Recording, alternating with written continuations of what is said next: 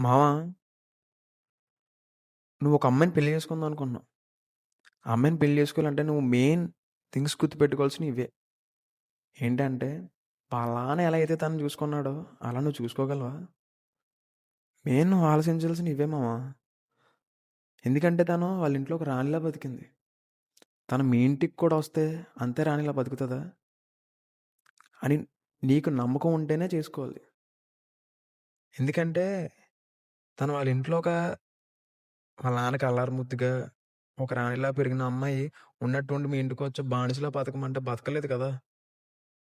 తన ఇంట్లో అయితే ఎంత సంతోషంగా ఉందో నీతో కూడా అంత సంతోషంగా ఉంటేనే మాత్రమే కదా నువ్వు పెళ్లి చేసుకున్న దానికి ఒక అర్థం ఉంటుంది.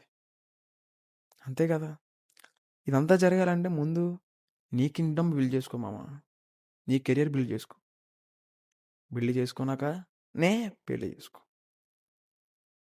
The best also.